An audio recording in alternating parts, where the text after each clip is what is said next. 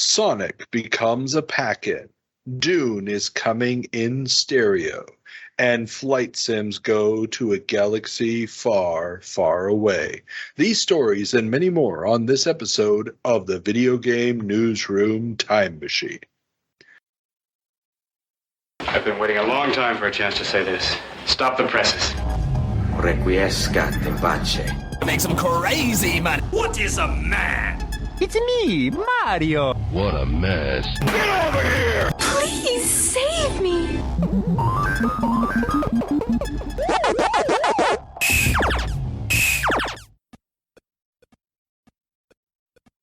Welcome back to the Video Game Newsroom Time Machine, the podcast where we travel back in time to find out what was making headlines in the video game and home computer industries 40, 30, or 20 years ago. On this episode, we'll be traveling back to September of 1991. I'm your host, Carl, and today we have our almost favorite, because we have two guest hosts, so I can't play favorites here, but our favorite guest host, John. Welcome back, John. That's good to be back. I guess you could say I'm adjacently favorite. I stand beside. I don't mind sharing the spot. I'm just happy to be back. As soon as Mads is back here, I'm going to say the same thing about him. So it's all good. It's all good. It's all good. I don't play favorites here. So, what you been up to? Oh, it's just staying in quarantine and playing video games as I do. Awesome. Yeah, I can dig it. I can dig it. You've been expanding your Mister's capabilities, I've seen. Oh yes, you did see. Yes. I was excited to show that off to you. I was looking forward to getting the 1,000-foot overview of everything I've been missing with that. It's cool to see it all in practice. I appreciate the education. Yeah, that is nice. Yeah, well, and for our listeners who weren't there for our hour-long conversation before we started recording, you're delving in a little bit more into the wonderful world of the Amiga through your Mister at this point. So, yeah, and we're going to have to touch on that, and so let's jump right through. This is enough of the banter section.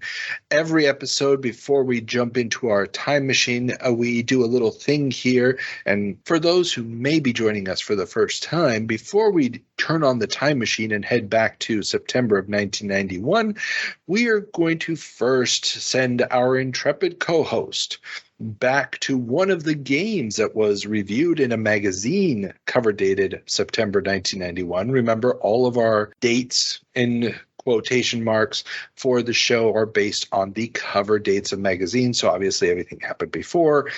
It's a framing device, nothing else. So please don't send us angry letters that, no, that actually happened in February. I know, it's just, when did it show up in a magazine and what was the cover date on that magazine? So I have to say that because otherwise I will always get an email about it from somebody. But we have a very special game, because if you were an American kid like you, John, you probably missed out on most of the wonderful library of the Amiga.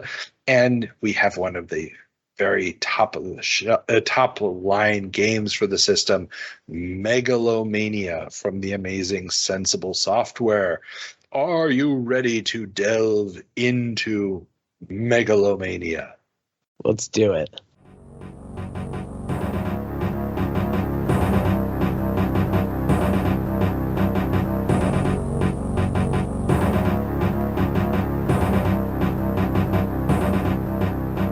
We've conquered the sector.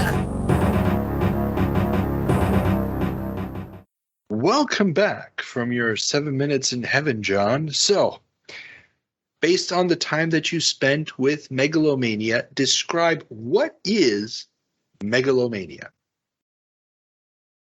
Do I only have to do it in a few words, or?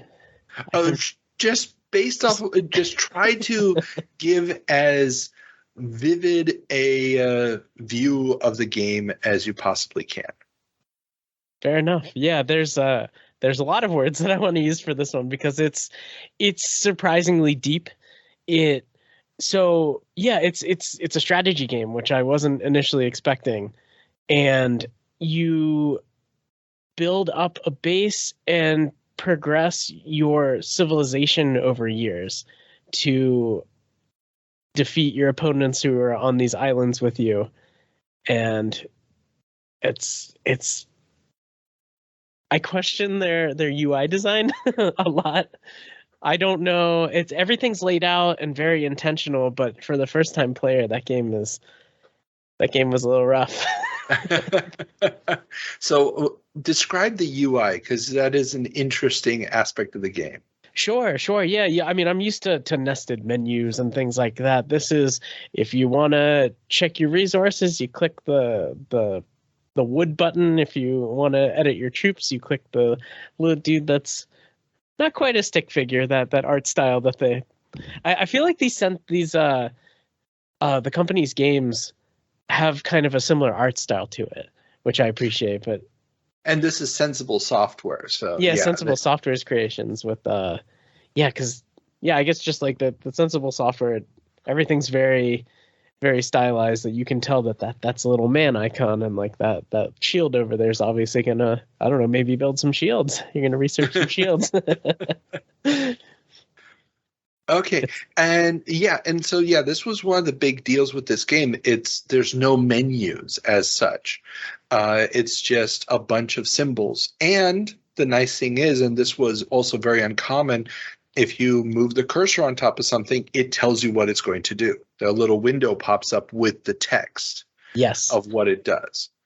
The lifesaver.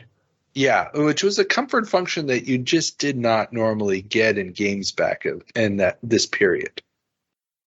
Yeah, I wonder if that's something that was added early on in the game, or if they decided people were having trouble figuring things out, and they're like, oh, maybe we should put tool text on these things. I can imagine that, and this is pure speculation, but I can imagine that came out of the play testing, where the idea that anybody who isn't in the development team isn't going to be able to figure out, especially because as you're moving up the tech tree, as you're going through the ages and there's more and more icons that do completely different things, it would just become almost impossible to navigate without some kind of memorization. And every time a new tech development happened, if you had to open up the manual to figure out, well, what does this do, you'd go crazy. Yeah, they did. It's interesting that they did a lot with arrows pointing to other things. It's surprisingly intuitive for as unintuitive it seems for modern UI design. It's charming. I like it though. It's not something that I had too much of a problem with. It's just when you first see it, oh, okay, this is what's happening. Well, and once you really get into the flow of it, it's amazingly comfortable to use. It just takes a while, especially because we're so trained with the drop-down menus and stuff. Mm-hmm. Absolutely. Yeah. So, how did you fare in the game? First playthrough or second? Because I had time for two. I did not fare very well in the beginning. I was then dead set to at least make it through the first board on the second try, which I did. So I think I did okay. And I definitely feel like I want to put more time into it to get better. I had jokingly said before that I feel like learning the game was like the ages that you advance through in the game, where the first one was figuring out the UI and then immediately losing, and then the next one was figuring out how to at least advance through that first board and then go on from there. Yeah, and the learning curve on this one is really, really steep.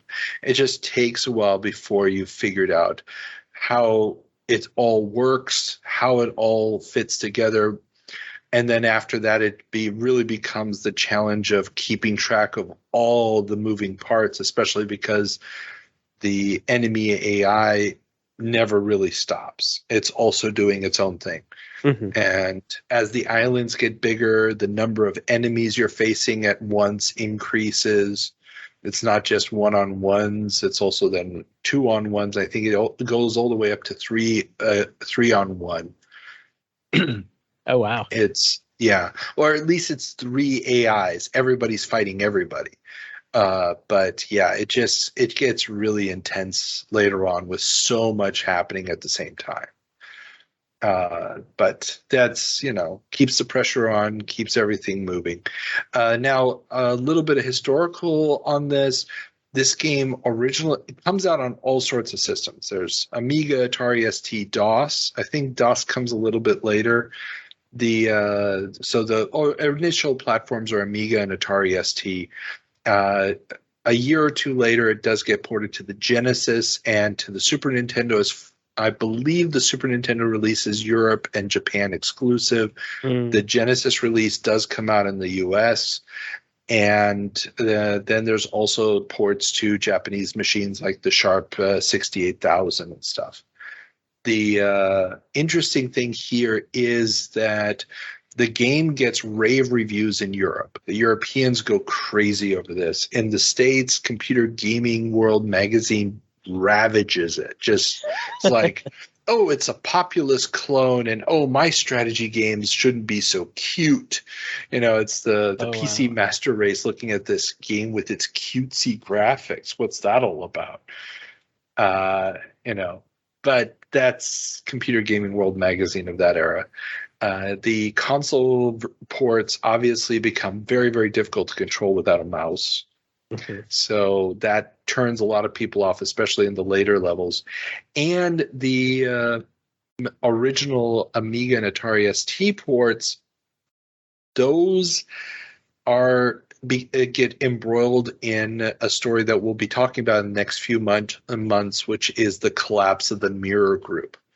This guy Maxwell, he was an English lord and businessman. He had this giant newspaper conglomerate and media conglomerate. Amongst those was also MirrorSoft, which was a software publisher.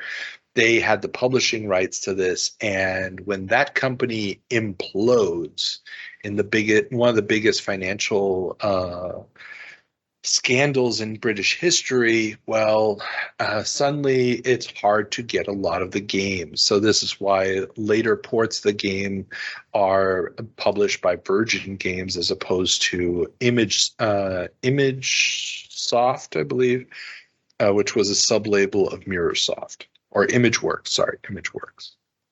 So it's kind of sad because the Sensible Software guys actually lose out on a lot of money.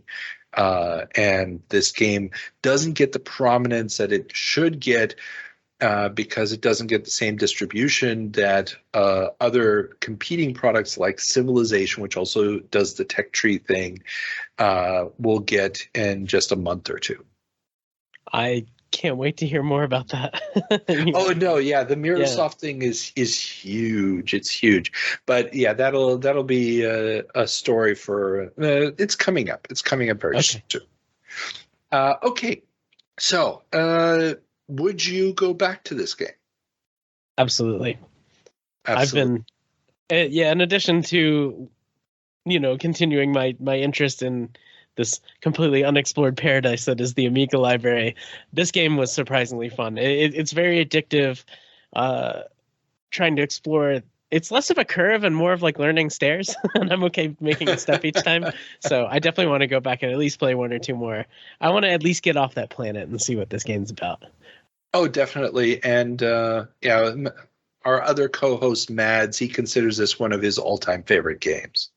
This is, for strategy gamers of a certain vintage, this game is, right up there with all the classics that we know today. So, okay, good. Then we need to do one more stop before we turn on the time machine, and that's to check in with our good friend Ethan for our segment, the Department of Corrections. Waiting for the numbers to show up. Okay. Welcome back to the Department of Corrections, Ethan. Before we can get into what I got wrong in August of 1991, I believe we have... the Peter Comment. Very, very nice. Beautiful. So, one thing that I noticed about Peter is that he always talks about the types of games that he doesn't like whenever they come up. So, Peter, please tell me in the next episode, what kind of games do you like? Because I would like to understand what your taste is. Because you're just like, I don't like shooters. I don't like I think you said like sci-fi games or something. Like, it's like, okay, what do you like? What do you like, Peter? I'm still trying to figure that one out too. So maybe he will tell us after this break, or maybe this isn't an episode where he's on. I honestly don't know yet. One way or another, you will answer me, Peter. Okay, so we're check in to the Department of Corrections, get your hand stamp, and let us go through all the wonderful errors of Mr. Carl here. Carl, if that is your real name. You'll never know. So, first up, you were saying that the SNES design was changed from Japan to America in order to look mature. But it is not any more like sleek or anything like that than the original Nintendo. I think you have kind of a warped perception of what the original NES looked like.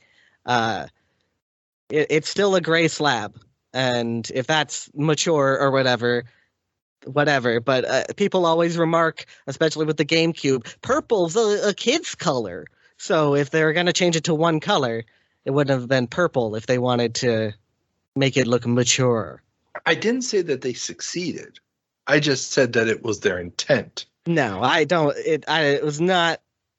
Definitely not, especially because the executives at Nintendo seemed to truly believe that they were continuing to market in the same demographic the entire time. They were not moving forward with the demographic that they had established.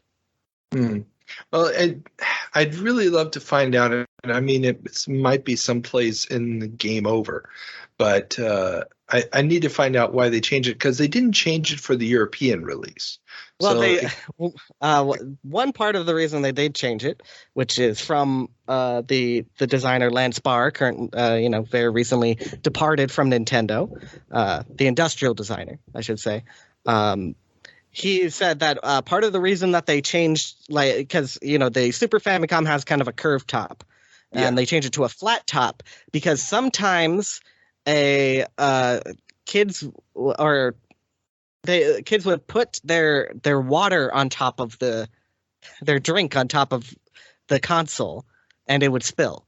So they didn't want that to happen. Oh my God. I don't know if that's just marketing talk, but that's the reason that they gave at the time. That would be a terrible, terrible reason, because that's just a terrible reason. So maybe you'll get Lance Barr on the podcast sometime. We'll see. It would be an interesting interview.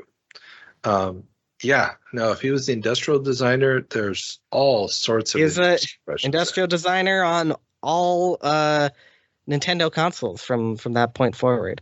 Wow. He worked on N64 and GameCube and Wii U and Switch too.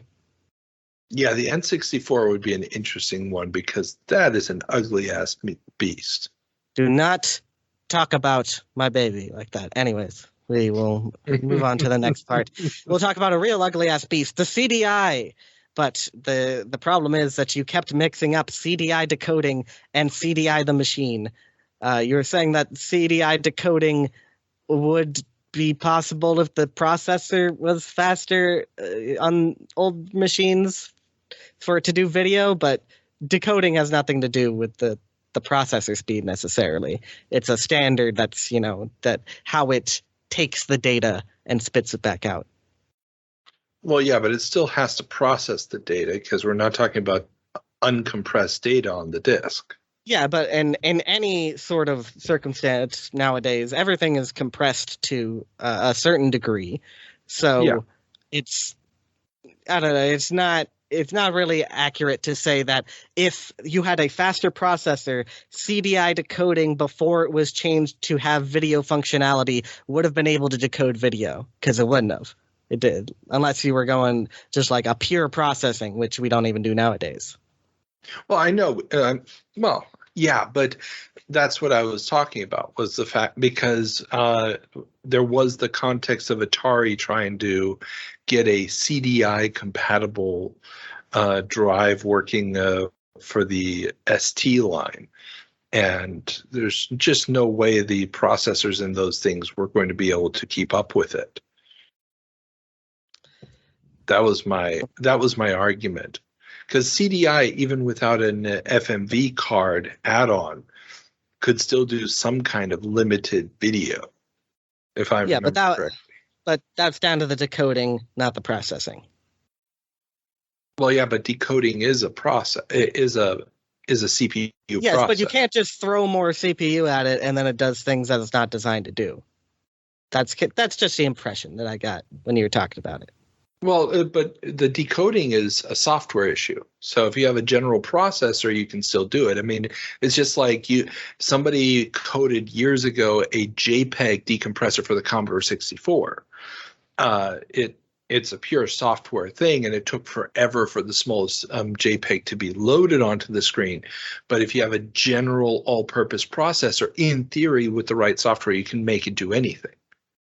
Yeah, but we're talking about actual commercial viability target, not. Oh, exactly. Well, and this is what I think we're both talking about the same thing here. It was really an issue of, given the hardware Atari was talking about, there was no way on God's green earth it was ever going to be able to do this in any kind of real-time process as it's loading stuff off the CD.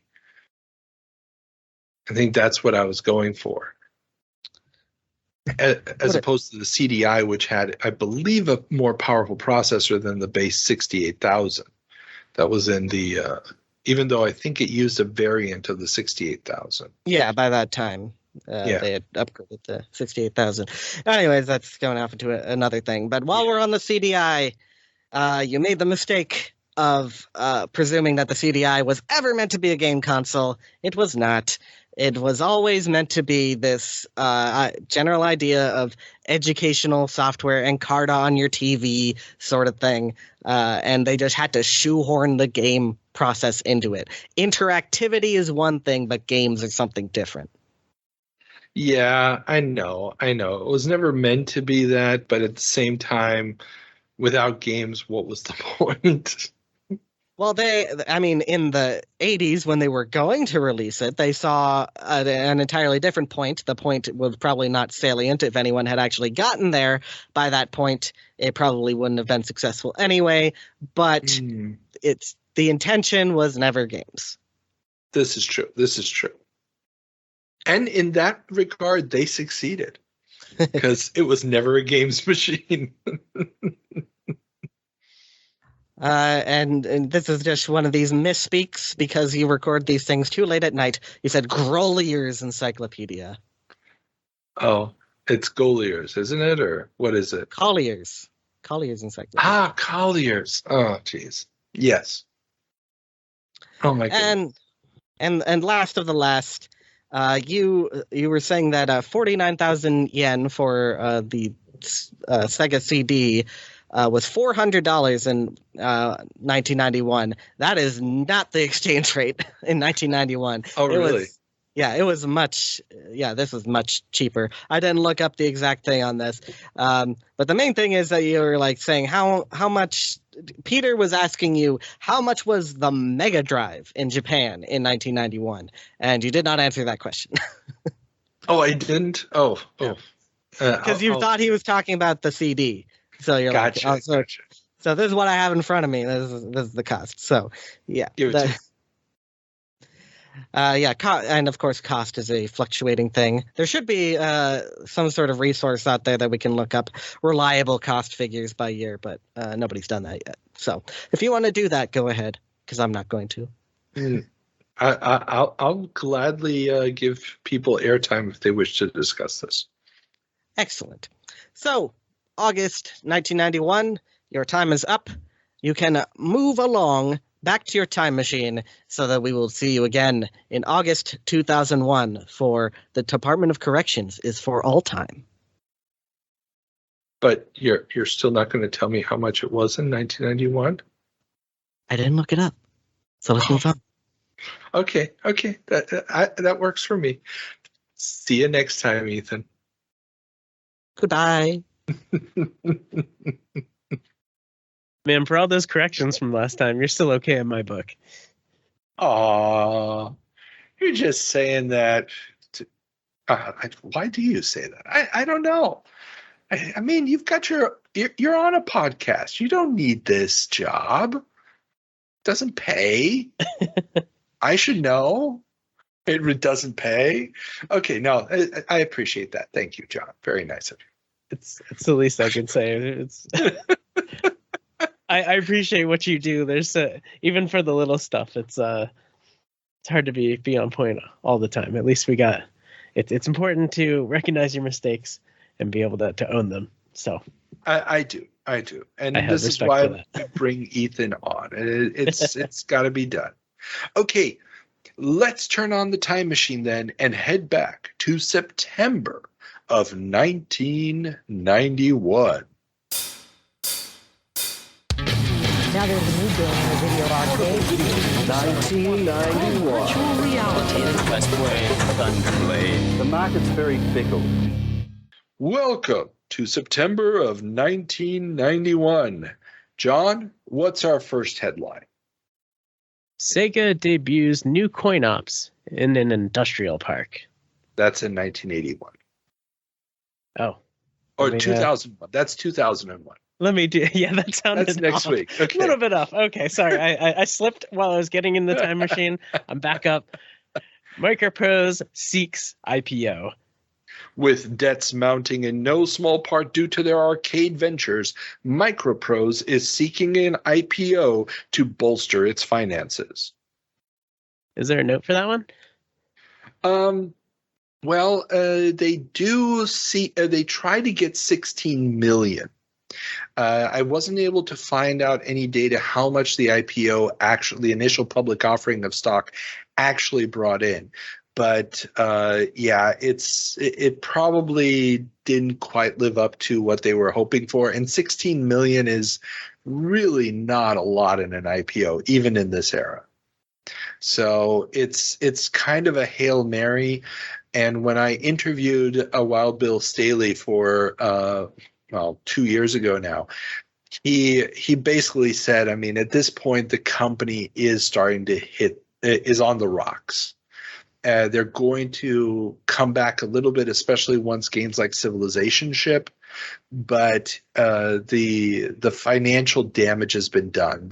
Especially the arcade side of things just was way, way too expensive and such a huge money loser that they're never quite going to recover from it.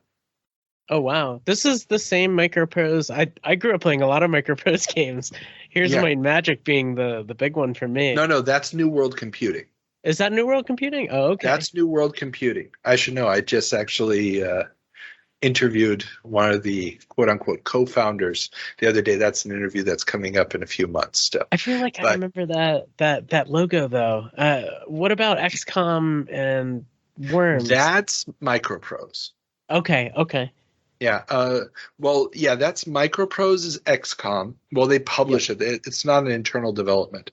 But they also, I mean, it's Civilization. It's F-15 Strike Eagle. It's Sid Meier's Pirates, Railroad Tycoon, Silent Service. All of those games are the Microprose catalog. Got it. And they're having trouble with debt? I mean, I had very fond memories of this. I'm just like very beside myself with this headline. Well, they were doing just fine until the management. Wild Bill Staley was the money guy. He was the manager. Sid Meier was basically the game development guy. And they had this brilliant idea that they were going to go into the arcade business. And unfortunately, the financial realities of the arcade industry and the design philosophy necessary to make a successful arcade game are completely different from what you would do on a home PC. Oh, true. Yeah. And you say no small part due to their arcade ventures. I don't know how that just like flew right over me. Yeah, because you're designing both hardware and software for that, which is completely different. I gotcha. And not only that, but they went with very advanced for the time 3D hardware. Their first game was F-15 Strike Eagle, the arcade game, which at the time was just, I mean, the most advanced 3D stuff in the arcade at that time was probably hard driving. Okay. And this actually takes it to another level, but these guys are not hardware designers. Mm-hmm. And the other problem with it is that an F-15 Strike Eagle mission is a relatively complex thing, hit multiple targets, blah, blah, blah, blah, blah. An arcade game needs you to be putting in money every 30 seconds at most. 10 seconds, 20 seconds would be preferable. And there's just no way to turn a profit on this game. Plus, the controls of the game are so complex. They release a patch for it that simplify the controls, and it's still not enough. And then they release a second game, which was a mech combat simulator using the same tech, which also way too complicated for an arcade setting. Well, when you put it that way. Yeah, and it's just this massive, massive money drain. And at the same time, Wild Bill had been approached early on in, I think, 85 already to become a publisher on the NES. He refused. He turned them down because he was like, well, I have to pay you to make the cartridges and stuff. Nah. So they also miss the NES boom. They get in very, very late. So F-15 Strike Eagle finally gets an NES port very late in the game. They've licensed out a lot of their other titles. I believe Silent Service and Pirates both get ports to the NES. I know Pirates comes out under the Ultra label from Konami. Oh, okay. But because they're licensing it out, it's also not the same kind of cash flow. And it's coming out already, when the Genesis is out, when the market is starting to be split up a little bit. And so while they're still going to survive for a few more years and they're going to have giant hits like Civilization and XCOM and Colonization and all this stuff, ultimately the damage has been done. And like Bill says, he finally takes a break, I believe in 93. And that's when they miss Christmas, when a whole bunch of games that are supposed to come out for Christmas slip. They don't make their Christmas release date, and that's the end of the company. But if you guys are interested in that, I'll put a link. And remember, everything we talk about, there's links in the show notes below. And we didn't mention this earlier, but if you want to see John actually play Megalomania, that's on our Patreon feed, and there's a link to that down below. So if you support us on Patreon, $1 a month, you can watch him play Megalomania with us commenting on it. But sorry, plugs over. Yeah, no, that was very interview with Bill Staley is actually fascinating, and I highly recommend everybody check that out. Yeah, that's really cool. I want to check that one out too. Yeah. So, but Microprose is going public. This is also a time period when video games are becoming more, how can I say it? There's so much in the public eye, especially due to the NES, that this kind of idea of a games company going public, I mean, Microprose has been around since the early 80s at this point. It's not a young company. It's like 7-8 years old at this point already. They've done a ton of games amongst computer gamers. They are one of the top tier publishers, but they've never gone public. They're still a privately held company at this point. Right. Yeah. Alrighty then. Yeah. So. Yeah. Well, following up here. The arcades. Yeah, exactly. Well, speaking of a company who could probably do a little bit better with 3D hardware, Sega working on Polygon arcade hardware. Sega is hard at work on a Polygon-based arcade hardware that will help them realize true 3D. The company is already the undisputed leader of sprite scaling games such as Outrun, Space Harrier, Afterburner, and Powerdrift, but the new hardware will allow true 3D using polygons. I don't know where they go with that tech after Powerdrift. That game was pretty incredible with what they were able to do to provide that 3D without actually doing 3D. Yeah, Powerdrift probably was the last frontier for that tech. I mean, I love the Commodore 64 version of Powerdrift, but it's a completely different game. It just sort of has the trappings of the arcade game. Mm-hmm. I always felt that trying to play the arcade game, it was just too confusing. I could never really tell what the hell was going on.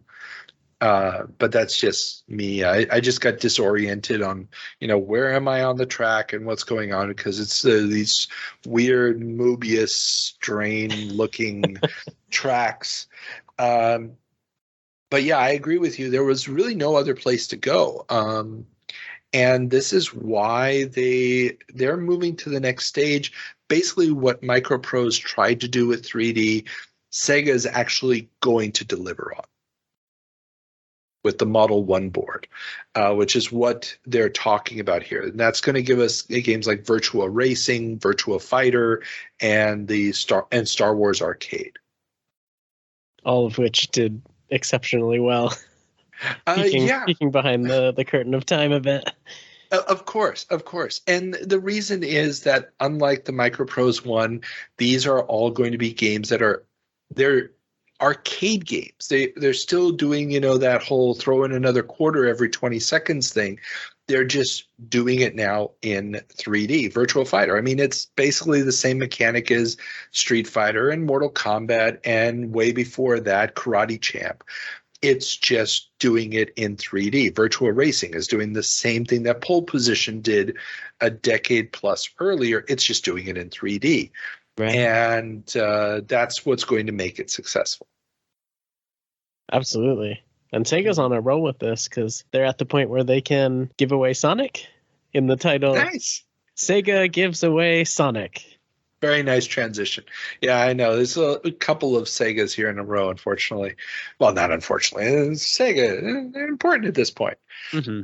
In a move to push Genesis hardware, Sega is giving away copies of Sonic the Hedgehog to all purchasers of a Sega Genesis.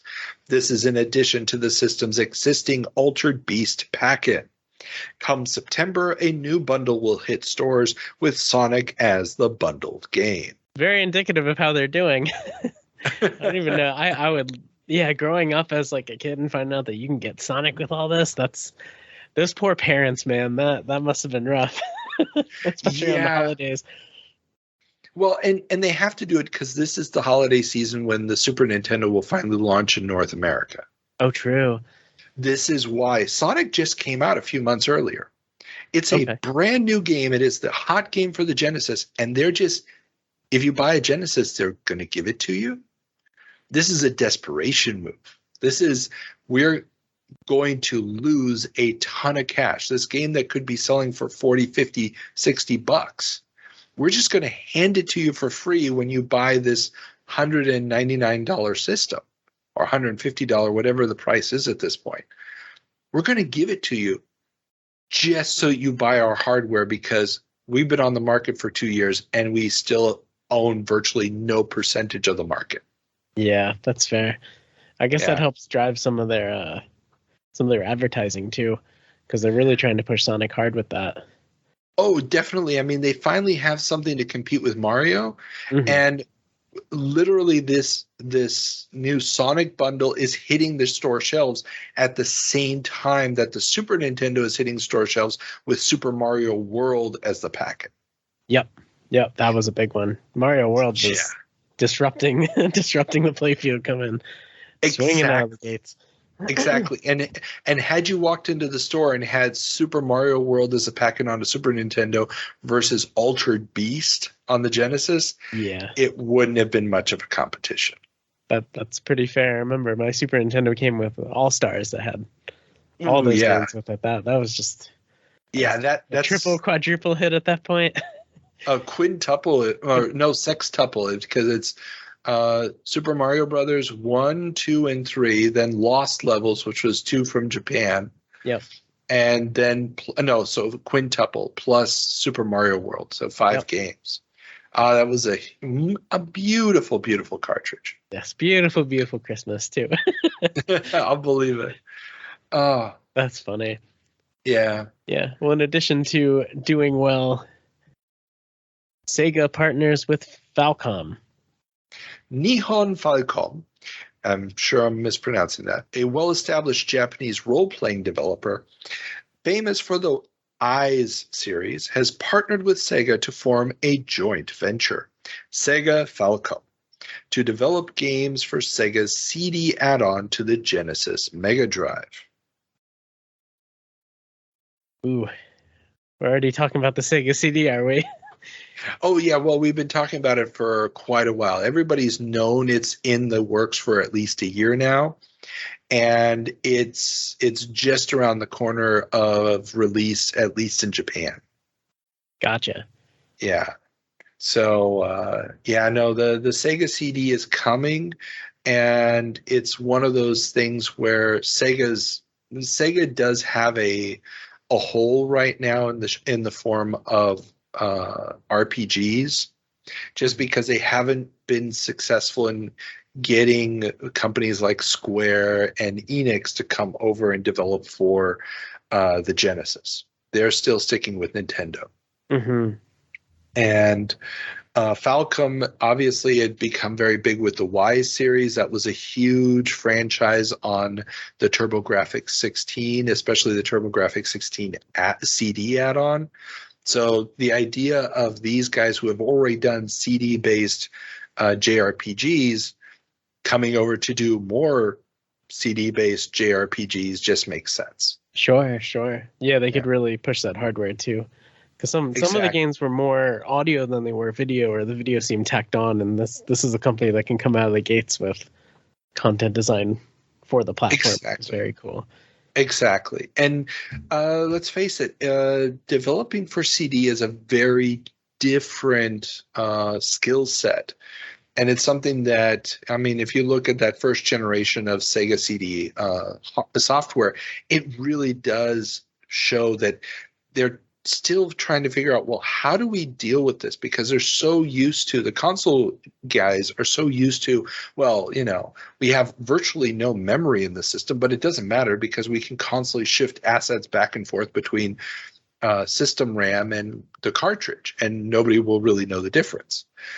And suddenly, if you're loading it off of a spinning media, you now have to work with what is in RAM as opposed to what you can switch out. Mm-hmm. And that's a very different design philosophy. It's something that computer guys know, especially the guys who are working off of floppy disks in Europe with the Amiga and Atari ST, or 8-bit computers where disks are the medium. But for the cartridge guys, this is a new challenge, and it's going to take them a little while to figure it out. Right. Yeah. Yeah, well, this is the beginning of that for Sega, which is interesting. Yeah, Sega Falcom doesn't last very long. There's a link in the show notes to a list of the games that they did make, but it is going to at least give the the Sega CD a fighting chance at the beginning with this genre. Very cool. Well, let's shift companies a little bit. Lucasfilm is working on a Star Wars sim. After their success with the Indiana Jones license and console versions of Star Wars in the pipeline, Lucasfilm has announced that they are adapting their flight sim engine used in Secret Weapons of the Luftwaffe to create a space flight sim set in a galaxy far, far away. A spokesperson for Lucasfilm was quick to note, though, that while the project existed, the company wasn't definitely committed to it yet. Wow. Do you know which game this is going to be? This is the original TIE Fighter, right? X-Wing. First game's X-Wing. Oh, yeah, TIE that's Fighter right. is the sequel. Yep. Yeah. And then they X-Wing versus TIE Fighter after that. Exactly. And then I think there's also there's also a Millennium Falcon add-on then later on, and then there's X-Wing Alliance. And they spin off quite a few games in this series. Yeah, it's interesting to see that they're like, we're not sure, but it seems like a cool idea. Well, and this is the thing at this point, because, and again, I'm going to be pimping some of my previous interviews here, but when I talked to Noah Falstein, who is one of the producers over at Lucasfilm at this point, they still had to justify every time that they were going to use the Star Wars license. They basically had to justify to the licensing department of Lucasfilm why they should be the ones getting it, why they shouldn't be selling this license out to somebody on the outside. Oh, wow. Well, yeah, because I mean, these are very, very valuable things, and nobody really, knew, okay, those guys over there making these point and click adventure games like Monkey Island and stuff, they weren't generating a lot of money. In fact, they were basically a break-even business for most of their life until they got the Star Wars and Indiana Jones licenses. They were tremendously creative, but they were never really financially super successful. And the idea of making this serious sim, this, technically impressive and very non-arcadey sim game is, it was something that nobody had really tried before. So it's, they're being non-committal at this point, and they don't want to announce it as an actual product. That makes sense. That makes a lot of sense. They definitely were very protective of that sort of thing. I mean, ultimately for the better, but yeah. Well, I'd never thought of it like that. That's definitely puts things into perspective. Yeah. And the game obviously turns into this massive hit and really redefines the spaceflight sim arena, because remember, we're less than a year away from the launch of Wing Commander. Wing Commander's not even been on the market for a year at this point. They're advertising Wing Commander 2. So and this is pure speculation, but I would bet that one of the things that they're thinking about is, will this be good enough to compete against Wing Commander? We can't come out with a Star Wars game that people are like, well, Wing Commander was better. From the standpoint of the presentation, from the standpoint of what it's doing, they're going to have to do something that is unique and set themselves apart. Also, at this point, there's Star Trek 25th Anniversary is coming out down the pipeline. That's actually going to be out. It's going to get delayed. It's supposed to be out in September of 91 for the 25th anniversary, but it's going to get delayed until, I believe, early 92 or something. Okay. And that was a combination point and click adventure plus a space combat engine that very un-Star Trek like actually played like Wing Commander. Yeah, that's funny. It's just crazy to think of they're just trailblazing on all fronts for this type of thing. Exactly. So, but I can understand why they're like, if we're going to do this, it has to be Star Wars, and at the same time, it can't be a Me Too product, because Wing Commander is basically doing Star Wars better than Star Wars has been done so far as a computer game. Yeah. Wow. Fun stuff. Yeah, very. So the next title, Infocom is back. We've talked on the show a lot about the end of Infocom, but a new adventure game from the company has just been announced. Leather Goddesses of Phobos 2, Gas Pump Girls Meet the Pulsating Inconvenience from Planet X will be hitting DOS machines soon. While Steve Moretsky is leading the design, the text parser is gone, replaced by a smart cursor in a graphical adventure. How did you get that title out in one breath? Oh, dude, there's a famous 2-page spread ad for this in all the gaming magazines back in the day. I had this hanging on my wall for years. So yeah, have you ever heard of Leather Goddesses of Phobos? No, I can't say I have. Okay, if you play no other Infocom game in your life, you must play Leather Goddesses of Phobos. Okay. And I'm not the biggest text adventure fan, just because I get very easily frustrated when it doesn't understand the word I want to use, even though it understands the idea behind the word that I want to use. So I'm not very big on the hunting for the right vocabulary thing. But I did enjoy Leather Goddesses of Phobos quite a bit. It's very tongue-in-cheek 1950s sci-fi parody with some, very much the Flesh Gordon type of, wannabe sexual humor thrown in and stuff. Right. Or at least suggesting that it's there. It's not really there, but it's suggesting that it's there. Sure. Yeah, with a title like that, you can't help but not skirt that fine line a little bit. Exactly.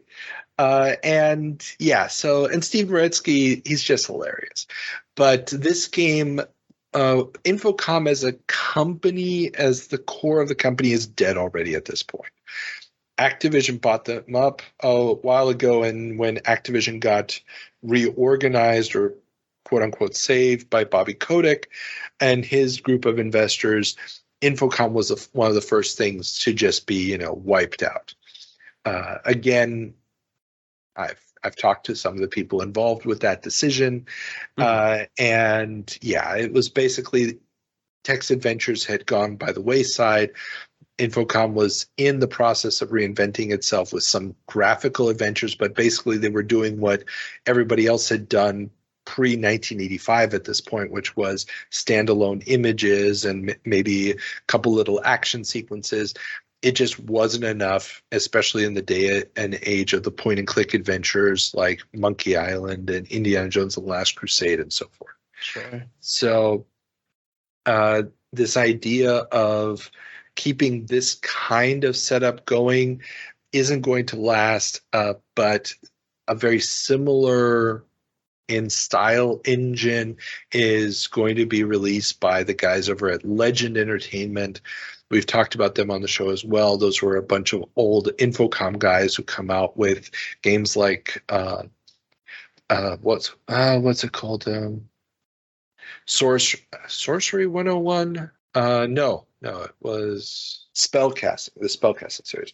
Okay. So Legend Entertainment is going to do games like Spellcasting 101 and Eric the Unready and Superhero League of Hoboken and stuff like that. And this game sort of feels like it's part of that genre, and it's coming out under the Infocom label, but it's really being done the old Infocom is still dead. And we're going to get some future Zork games that are also going to have the Infocom label on them, but the original Infocom is gone. Right. Yeah. Man, that's I was 3 when all of this was happening, barely. So I'm just absorbing all of this because I'm just recently coming upon the existence of Leather Goddesses of Phobos 2. Gas pump girls meet the pulsating inconvenience from Planet X. I'll just jump to, and spoiler alert, the game is not good. Oh no. Yeah, sadly the game is not very good. It doesn't really work. It feels antiquated. The puzzle system doesn't function right. It's not very good. But Maretsky is going to go over to Legend. He's going to do, like I said, the sorcery, the spellcasting series and so forth. So there will still be some very good games coming out of him, but this game is not one of them. Well, points for trying. Yeah, there you go. And now for a 2-pointer, Dune to get not one, but 2 titles. That was a nice transition. Thank you. Good. I've had some practice. Way back in Way back in our January 1990 jump, we talked about how Virgin had picked up the rights to the 1984 Dune movie license, and Commodore User Magazine was wondering just how you make a game out of that. Well, Ace Magazine is reporting that Virgin has announced that not one, but 2 games are in development, one in France and the other in the USA, and that they aren't sure how they will market them yet, but will decide as soon as they have a playable version of both games. Wow, that's a case of, I got it, I want it, I got it. What the hell do we do with it? Yeah, I mean, there is an interesting story behind this. There's an executive at Virgin who doesn't really have confidence in the French team working on this, and surreptitiously commissions another game using the license from Westwood Associates. Not Westwood Studios yet, but Westwood Associates in the States. And they don't know that there's a game being developed in France. The French don't know this game is being developed. And then once the Westwood game is so far along that you can't really stop it anymore, that's when he reveals that both versions exist. Okay. And so it was really just a question which one was going to be Dune 1 and which was going to be Dune 2. It was just a question of who got done first. Sure. Yeah, the games are drastically different. Oh, yeah. I mean, they have general themes in common, but they are completely different games. Yeah, coming hot off the Dune movie, the mess that was when that came out. Yeah, I mean, and it's 7 years later. It's one of those things where it's just like, oh gosh, yeah, it's 1991, and that came out in '84. Wow. Well, and the games aren't coming out until the next year, so we're still not anywhere near the release date of these games yet. Wow. So it's why not? I mean, we're about to get Plan 9 from Outer Space, the game. So at this point, so it's why not? Wow. Yeah, speaking of licensing, Ocean in full license fever. Ocean will be hitting the holiday shelves with 4 big licenses: Terminator 2, The Simpsons, Robocop 3, and Hudson Hawk. How will the kids decide what they want? And one of these things is not like the other. I was just thinking that. Have you ever heard of Hudson Hawk? No, what? Okay, Hudson Hawk was this it was a Bruce Willis movie around the time when Bruce Willis stopped giving a shit. Okay. So it's a movie that I can't remember his name right now, but there's a executive over at Ocean. He was in charge of getting these movie licenses, and they were the king of movie licenses for home computers in the late 80s, early 90s. Mm-hmm. And the way it would work is that they would get these scripts for the movies before the movie's shot. And based off the strength of the script, they'd have to basically make a decision. Do we want to buy the license or not? Because if you bought the license after the movie came out and was a success, number one, it was going to cost you too much money. And number two, you're going to miss that, the hype window for making, for really piggybacking on the success of the movie. So he describes Hudson Hawk, the script, as one of the best scripts he had ever read. And he had read a lot of them. Okay. He was also the guy who got Ocean the Robocop license based on the strength of the script. He was like, oh, this will be great. And so forth. So the movie comes out and it is an absolute cluster. I mean, it is one of the worst movies you will ever see. It's just bad. They still make, for European computer platform standards, an excellent game. The Hudson Hawk game is actually very good. Okay. But the problem is it's connected to a movie that nobody goes and sees and nobody knows. So it's kind of like, eh. And Robocop 3 is another weird one because Robocop 3 actually doesn't come out until 1993. Oh, wow. And so they do postpone the game a little bit, and they were thinking, okay, we'll release the game for Christmas time.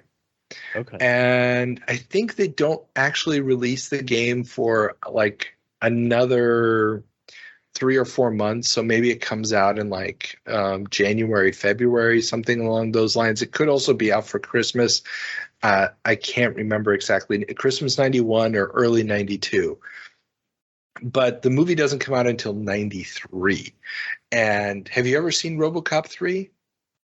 It's been a very long time. I really only respect the first one from what I remember. And that is the right way to do it, as somebody who is literally sitting next to a framed copy of the Robocop 1 poster, and who can pretty much quote the entire movie chapter and verse. Yeah, everything after the first one is crapola, but Robocop 3 is a special kind of crapola. Okay. It's the one that has a Japanese conglomerate trying to come in and take over OCP with ninja robots, and Robocop getting a jetpack. And that's right. Yeah, oh man, speak about clusters. Yeah. Wow. Yeah. That's It's bad. It's really bad. It's so bad that I have yet to watch the whole movie through. I can't get through it. But that's great game fodder, right? Hopefully, maybe. Well, actually, the game is interesting because it's a fully polygonal game on the computer versions. Okay. They also release console versions, which just basically become side scrollers. But the home computer versions are full polygonal with first person, virtual cop style shooting gallery scenes and scenes where you're driving a car around in sort of an open environment. It's very, very, how can I say, old Detroit has no traffic except for you and the bad guy car.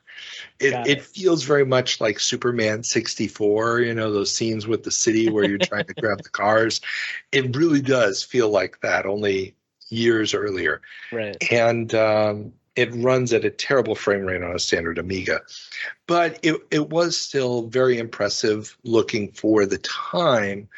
And it's just kind of weird because it comes out and there's no movie accompanying it. It's just Robocop 3. And we were all like, is there a Robocop 3? Well, there's a game. There's cover pictures that don't look like any of the other two movies. So it must be a movie. Maybe I just missed it. And, so yeah, it's an interesting movie to at least watch the videos of on YouTube. Right. I mean the game.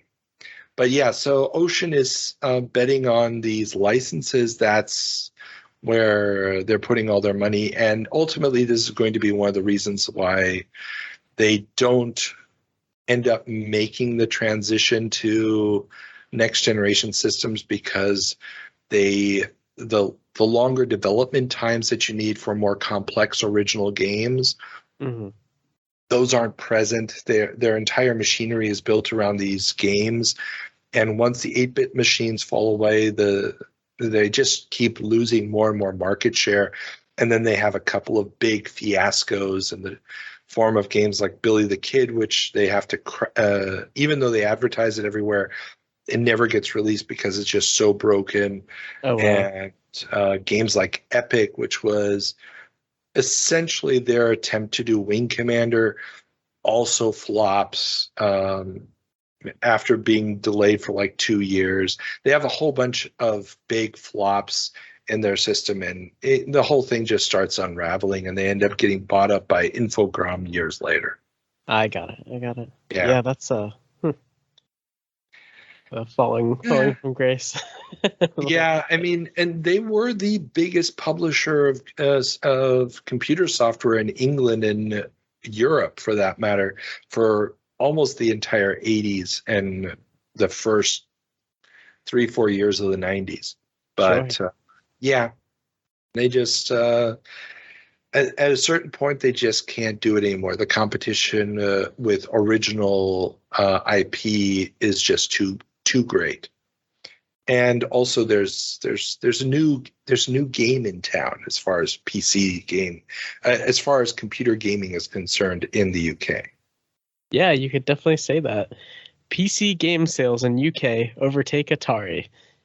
Sales figures for game software in the UK from July of 1990 to June 1991 show that PC games had a nearly 400% sale increase from just 6,700 sold in July of 1990 to 26,300 sold in June of 1991.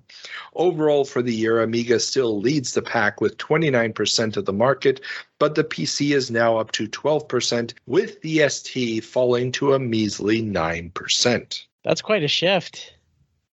Oh, yeah. That's a huge shift. In the States, the shift happened 3-4 years earlier. Well, the Amiga was never that important in the States, but Commodore 64 falls and is replaced by the PC. Here in Europe, it's happening a little bit later. Remember, in Europe, the NES is a non-entity. The Sega Master System has market share, but it's really not all that important either. Mm-hmm. The 8-bit computers, the Commodore 64, the ZX Spectrum, the Amstrad CPC, those are still selling really, really well, and they still have quite a bit of market share. But this shift to the PC is being driven by games like Wing Commander, by the big point-and-click adventure games. VGA has arrived, and there's just really no going back. It's just a matter of time now. Right. Yeah, I'm still getting a grasp myself of how different everything was as far as adoption overseas in the UK versus what I'm very grounded in what I grew up with. Seeing all that happen, those numbers are surprising. Yeah, it's a completely different market, and it has a lot to do with the fact that you never had the console market never really took off in the early 80s. So the 2600 market, while it existed in Europe, really wasn't that significant. Some of that has to do with the fact that different standards, and also it was such a fragmented market in the early 80s. It's all before the EU. So every time you wanted to launch in a new territory, you're having to translate all your marketing materials and whatnot. And when you do get the video game crash in the States, that doesn't affect Europe. But the crash happens in 83, and that's a year or two after you've got systems like the Commodore 64 taking over. You've got the ZX Spectrum. So just as consoles become irrelevant, the computers really can take off. And unlike the States, where computers really had more market penetration, I mean, the VIC-20 had already sold over 1 million units by that time. It really just gets started in 82, 83 with that next generation of home computers. And those are so competent at playing games, and the games are easy to program, relatively speaking. You don't need any big expensive cartridges and stuff. It's just cassettes and floppy disks. And so it becomes a computer gaming market, and video games really aren't an important factor in most European settings until you get deep into the Genesis and Super Nintendo. But actually, they really take off with the PlayStation. That's when they become ubiquitous items. Yeah, that's a very natural progression for all of that. Yeah. Put that in perspective that way. Alrighty then. Yeah, and it means that you have a completely different games library. Yeah, and also the expectations from the games are different. The control mechanisms for the games are different, and also the amount of development time invested in the individual games differs dramatically. Sure. Because games are coming out at this point in Europe. Like a brand new game will come out, and let's say it costs you $30 the first 6 months, but then it's going to hit a budget label for $20, and then it's going to hit another budget label for another $10. And if you pick the game up a year and a half later, you're picking it up maybe for a $5. Right. Which with console games on an NES cartridge was inconceivable because the cost of goods were so high. Mm-hmm. Yeah, this is just, the same as what they were used to with the previous generation of PC stuff. But getting those games so late means you're missing the hype, and that hype would come from the television. Ooh, nice. Ooh. Gaming is coming to UK TV. The UK's Channel 4 will begin airing Games Master in January. The show will focus on computer and video games, a first for UK television. So what is this show? Other than I've seen a video and it looks like the guy who played Ernest hosting it. I don't know if anybody else has gotten that. The guy who played, I'm trying to remember. Well, I wasn't in the UK, so I've only seen clips of Games Master. It's got also that famous bit where I can't remember his name. He's an English TV personality who's always very straight-laced, and they put him in like this fishbowl effect and with some cybernetics on him, and he would read off the tips to games and stuff. It was really messed up. But it's basically a live recorded show with a bunch of kids in the audience and just showing off games and talking about game news and whatnot. That was the idea of the show. Okay. Yeah, from what I've seen, it's very much a slice of the life of like the ideal kid gaming culture. Like you got all your friends over, everybody's in rooms decked out with displays watching these guys compete. It's pretty cool. I had learned about it. It's funny that it's coming up in this episode where I had actually learned about it through a fellow UK listener of Retro Game Squad had posted something about it, and I had no idea until this time. But yeah, that's what a cool time it must have been to be in the UK and see something like this. We had Nick Arcade over here. That was about it. Yeah, in the early 80s, you had a couple of shows on TV that were doing this. And around the same time, GamePro has announced that they're going to have their own TV show in the States. But it's one of those things where those efforts were usually syndicated. They weren't part of network television. Right. And this is actually, Channel 4 is it's not one of the BBC stations, but still, it's a national broadcaster. And it's going to get its own magazine. Games Master magazine is going to be published for several years. And there's going to be other shows coming out as well to compete with it. So it really does take on a life of its own, but it also speaks to the ubiquity of these home computers at this time, which are really everywhere. Plus, arcades are also quite huge in the UK at this point. So, very cool. Yeah. If this ever comes up again, you'll have to have me on so we can gush about it after I've done my research.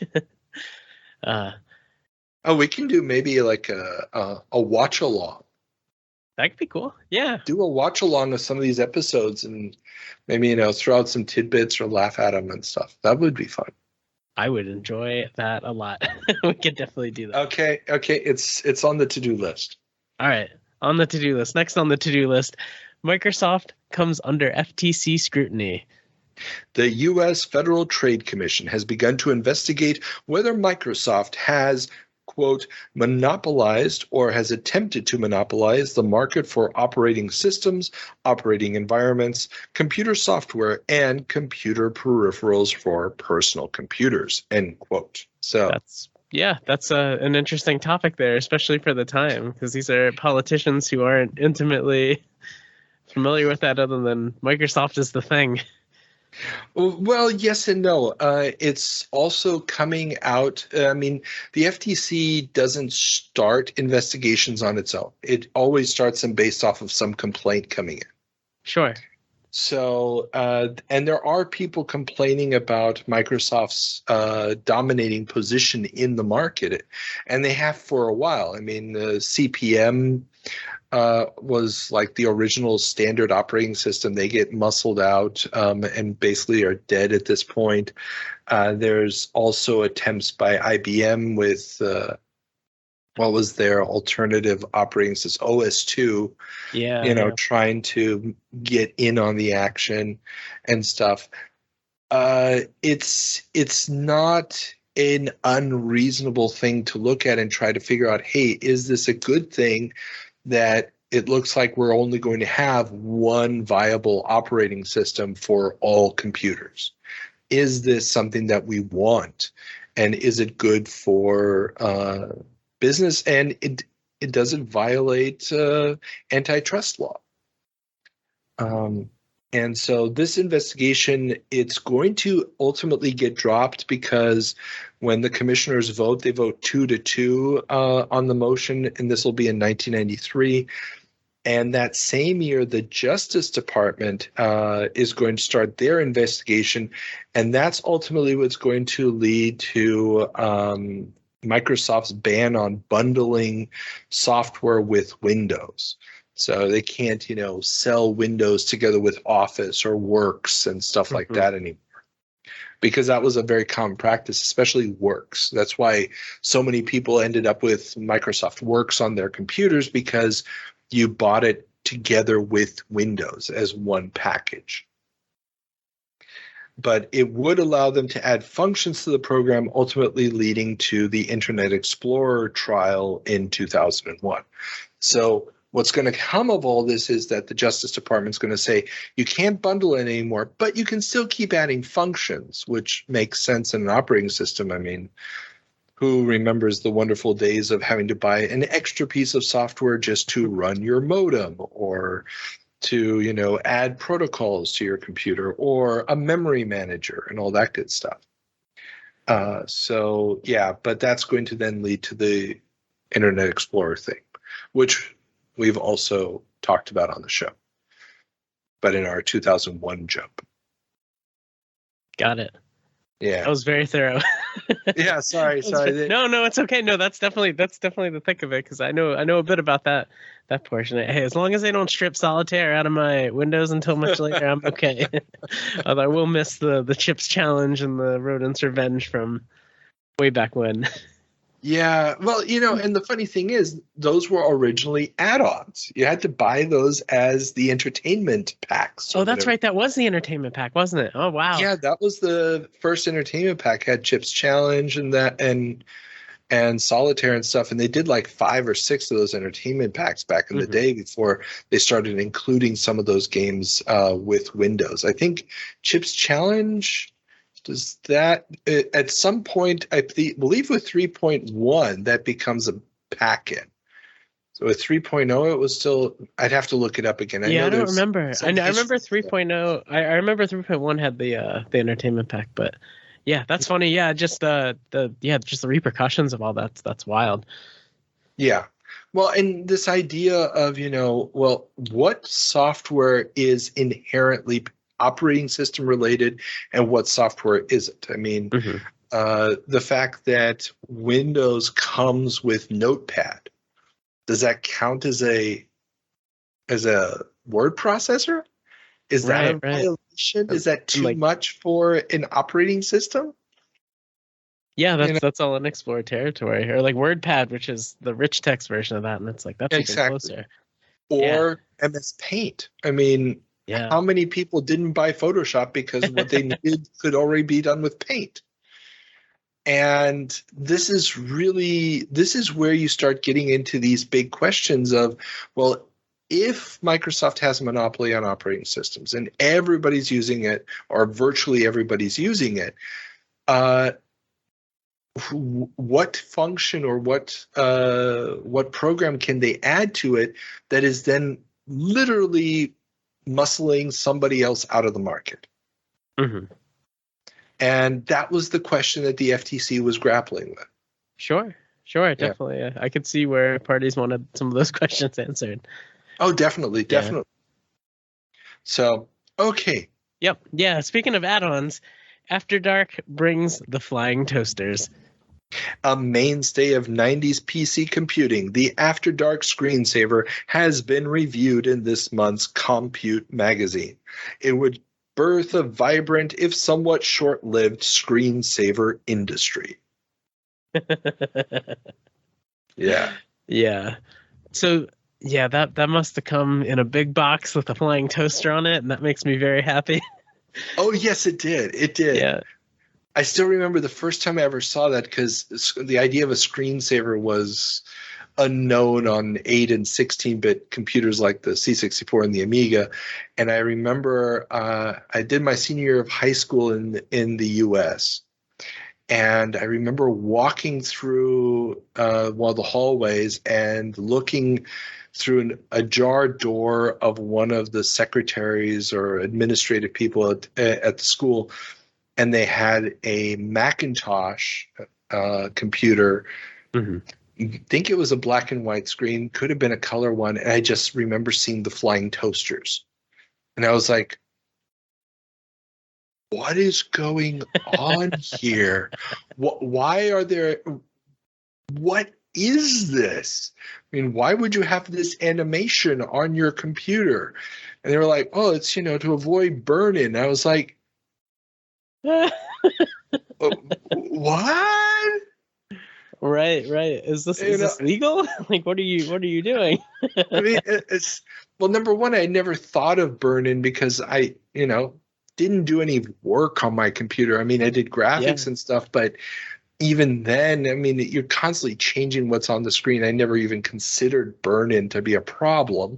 Mm-hmm. Obviously, it kind of was, but and then they just kept getting crazier and crazier. And then you go to a store and they'd have like 50 different screensavers with, the Jurassic Park screensaver, or, the whatever TV show was hot that month. They'd throw in like 20 sound clips from the show and some scanned images, and suddenly, you got a product you can sell for $20. It was scary. The whole age of desktop themes, and I am sad that the art of the desktop toy has gone away.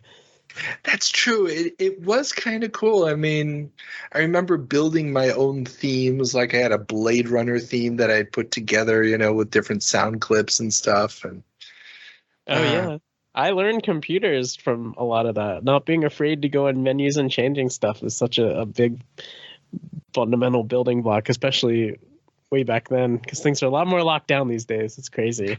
But yeah. I mean, you don't really have that access anymore. Mm-mm. Well, you usually have it. It's just you have to go searching for it, and most people just don't bother. Right, exactly. I mean, my eyebrows raised when you mentioned it was a secretary who had some custom software on their computer. That's a big no-no these days. Oh yeah, no. This was a different era when people weren't thinking about viruses and stuff like that. Because, I mean, there were viruses, and we've talked about them on the show before. But you weren't on the internet. You were on the intranet maybe, but nobody was surfing the World Wide Web or anything like that yet. Those were the days. Definitely a first of things to come. True. Speaking of firsts, Game Informer issue 1 debuts. Game retailer FuncoLand has released the first issue of their customer newsletter, Game Informer. The magazine would be continued by GameStop after GameStop purchased FuncoLand in 2000 and is still published to this day. Yeah, that's one that has some history. Oh, yeah. I remember thinking... Oh, I'm sorry. No, go for it. Oh, yeah, no, I remember thinking FuncoLand was such a weird name.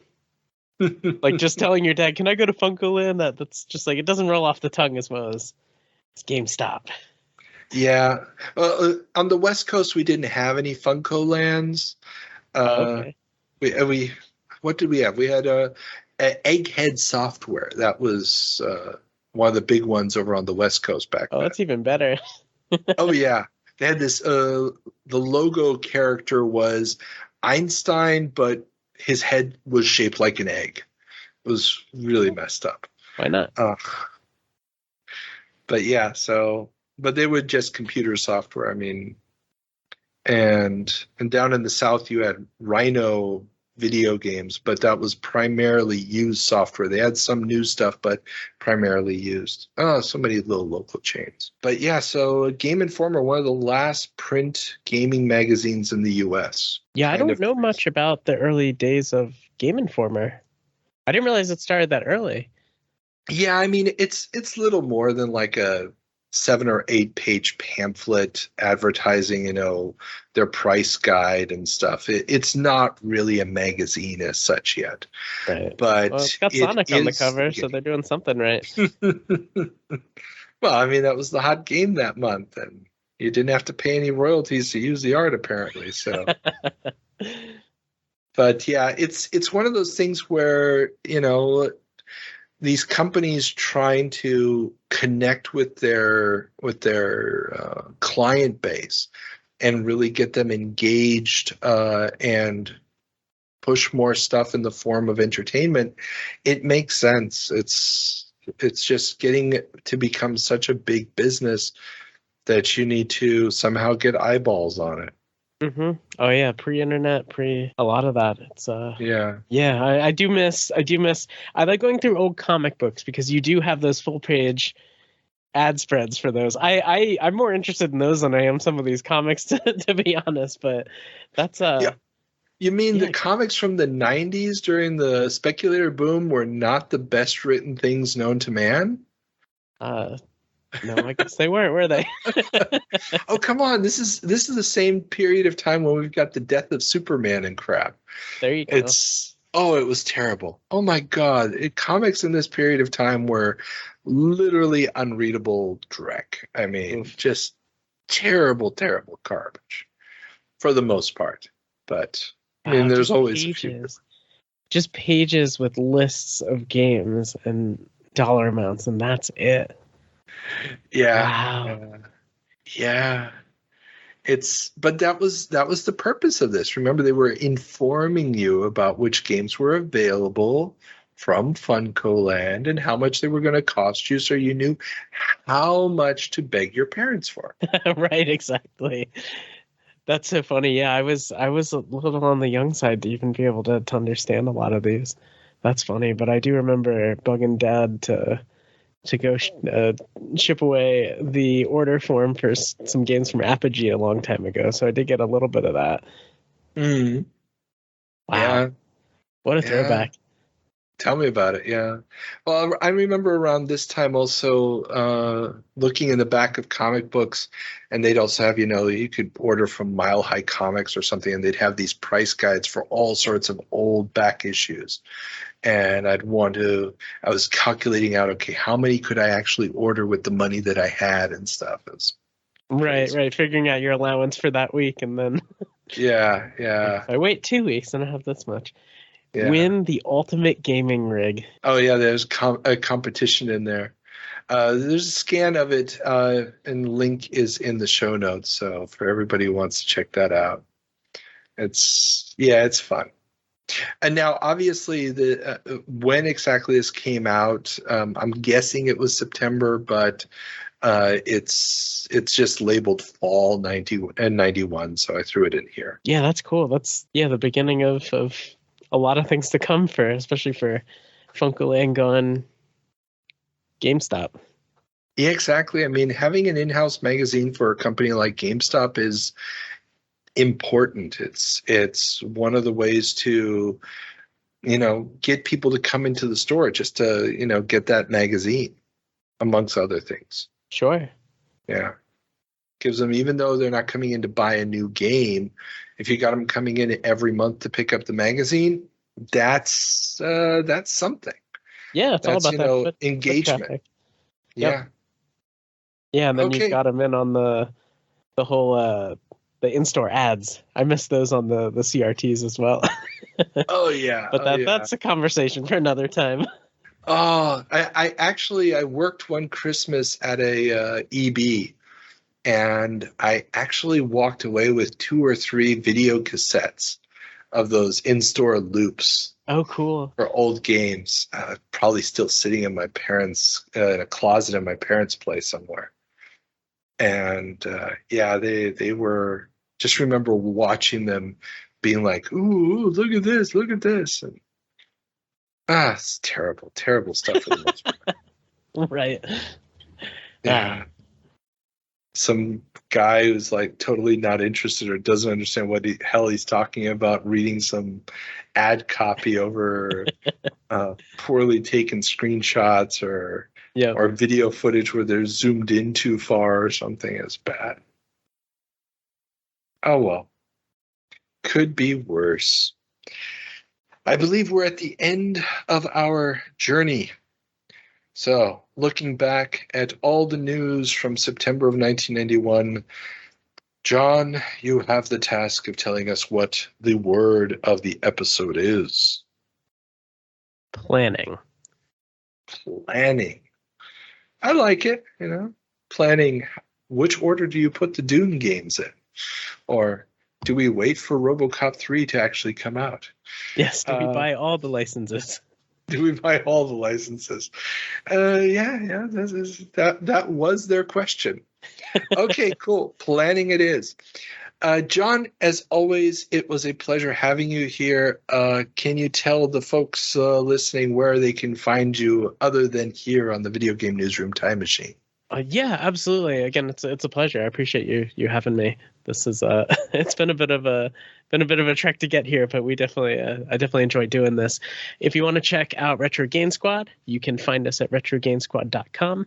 We're on all the major podcast providers now. We're on Spotify. Just look us up. We also have a Discord, which is discord.retrogamesquad.com, where we have more of that's how you and I kind of keep in touch after this too. So it's been a cool platform. So very much where so. You can find us. Cool. And guys, check it out. I've been listening to that podcast almost since day one, and I love it. These guys, it's just a lot of fun, and I've discovered some really, really great games that these guys have unearthed that just missed. They were off my radar in years past. So please do that. Okay, then until next time, everybody, have fun.